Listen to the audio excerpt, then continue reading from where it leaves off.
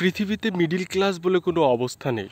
আমরা আমাদের সুবিধার্থে মাঝে মাঝে আমাদের পরিচয় দেওয়ার স্বার্থে আমরা বলি আমরা মিডিল ক্লাস। আজ আছি আমি চারঘাট, রাজশাহী, চারঘাট ক্যাডেট কলেজের পাশে।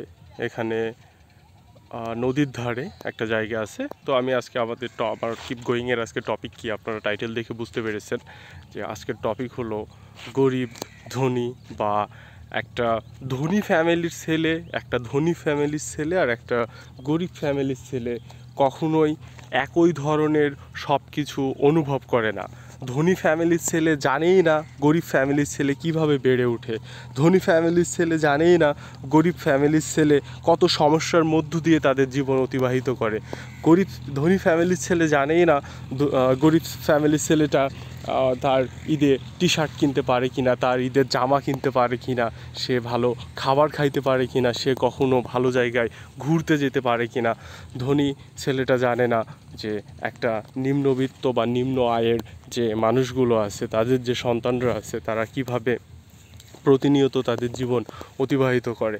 তো এই বিষয়গুলা আমরা আমাদের ব্যক্তিগত অভিমত থেকে সবাই নিজের মতো চিন্তা করি। যেমন আপনি কোথাও পরিচয় দিতে গেলেন, আপনি কী বা কী পর্যায়ের মানুষ, অলওয়েজ আপনি এটা বলে থাকেন যে আপনি মিডিল ক্লাস।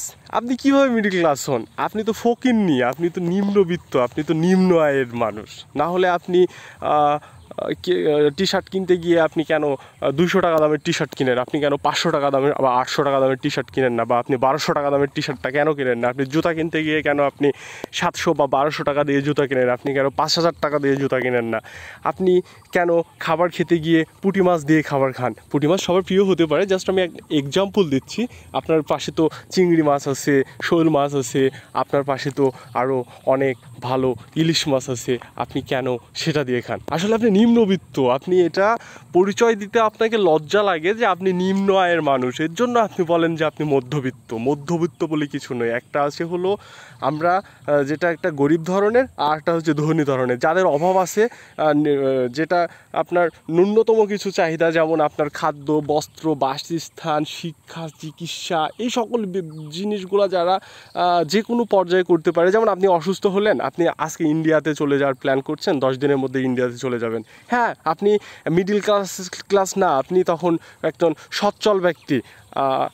এরপরে আপনার ইচ্ছা হচ্ছে যে আপনি ঘুরতে যাবেন সিঙ্গাপুর, আপনি চলে যাচ্ছেন, এটা আপনি ধনী ব্যক্তি, ঠিক আছে। কিন্তু আপনি যে মিডিল ক্লাস একটা নাম দিয়েছেন যে মিডিল ক্লাস, আসলে মিডিল ক্লাস বলে কিছু হয় না, বা মিডিল ক্লাস বলে কিছু নাই। মিডিল ক্লাস আমরা আমাদের সুবিধার্থে নামটা তৈরি করেছি। জায়গাটা অনেক সুন্দর, ভিউটা আপনারা দেখতে পাচ্ছেন। আর আমি জানেন কিপ গোয়িং সবসময় সুন্দর প্লেসগুলোতেই ভিডিও করে থাকে, যেখানে মানুষ কম থাকে, সেই প্লেসগুলাই কিপ গোয়িংয়ের ভিডিও তৈরি করার জায়গা হিসেবে নির্বাচন করা হয়। এবং মানুষ যেখানে বেশি থাকে সেখানে কখনোই ভালো লাগার কোনো কারণ থাকে না। প্রকৃতি অবশ্যই অনেক ভালো একটা জায়গা যদি আপনি উপভোগ করতে পারেন। তো অযথা মানুষের মধ্যে বেশি না থেকে প্রকৃতির সাথে এসে মিশেন, প্রকৃতিকে ভালোবাসেন, প্রকৃতিকে দেখেন, নিজের সাথে থাকেন, এটাই সব থেকে আপনার জন্য বেটার হবে। তো যেটা বলছিলাম ধনী গরিবের বিষয়, তো একটা ধনী বা ধনীর ছেলে কখনো সে অভাব কী জিনিস সেটা জানেই না। আর একটা গরিবের ছেলে তার জীবনে প্রতিদিন সে খাবার কোথায় থেকে খাবে, সে স্কুলে যাওয়ার টাকা কোথায় পাবে, সে কলেজের ফি দেওয়ার টাকা কোথায় পাবে, সে ভবিষ্যতে কি করবে, সে কিভাবে মোবাইল কিনবে, সে কিভাবে একটা বাইসাইকেল কিনবে। ওইদিকে ওই যে দেখেন কিচিং চলছে, হ্যাঁ, এই যে এগুলার অবস্থা এই জায়গাগুলার। তো যাই হোক, এটা খুবই খারাপ পরিবেশ আশেপাশে। সবাই এখানে তাদের নিজের মতো চলে আর কি, এরকম একটা প্লেস। বাট আমি একটু এইগুলা থেকে দূরে থাকার চেষ্টা করি সব সময়, এবং প্রকৃতি দেখতে বা প্রকৃতি নিয়ে কথা বলতে ভালোবাসি। আর কিপ গোয়িং আপনাদেরকে অলওয়েজ মোটিভেট করতে ভালোবাসে। সো আমি যেটা আবারও বলছিলাম, যেটা আমার টপিক ছিল, যে ধনী গরিব আসলে আমরা বুঝতেই পারি না যে গরিবরা আসলে কেমন, তাদের জীবন কীরকম চলে। আমরা শুধু জাস্ট একটু ধারণা করে নিই যে তারা একটু কষ্ট আছে। আসলে যে কতটা কষ্টে থাকে, এটা আপনি নিজে যখন এই পর্যায়ে না থাকবেন সেটা কখনো ফিল করতে পারবেন না। কষ্টের লেভেলটা এমন আর কি। ওকে, তো আপনি অলওয়েজ থিঙ্ক করবেন যে আপনার কাছে যদি টাকা থাকে আপনি চেষ্টা করবেন আপনার আশেপাশে যারা আছে তাদেরকে একটু সহযোগিতা করা, যে কোনো বিষয়ে সহায়তা করা। আপনার দান করতে হলে যে সবসময় অনেক বেশি টাকা লাগে এমনটা না, দান করতে মন মানসিকতা লাগে। আপনার কাছে যা আছে, যেই পর্যায়ে আছে আর আপনি বা যেমন আছেন সেই অবস্থান থেকেই আপনি দান করতে পারেন। আপনার কাছে 10 টাকা দান করার ক্ষমতা থাকলে 10 টাকাই করেন, আপনি সমস্যা নেই, ওইটাই অনেকের উপকার হবে। আপনি আপনার কাছে 10,000 টাকা দান করার অবস্থা থাকলে 10,000 টাকা দান করেন। আপনি আরও বেশি দান করার যদি অবস্থা থাকে সেটাও আপনি করতে পারেন।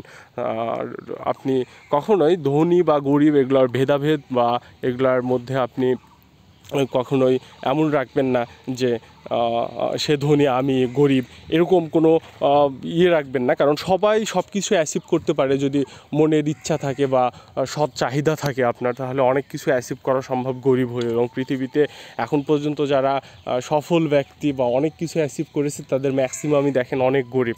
ওকে, তো কিপ গোয়িং, আবারও নতুন কোনো ভিডিও নিয়ে আপনাদের সাথে আসছে। ভালো থাকবেন, দোয়া করবেন, আল্লাহ হাফেজ।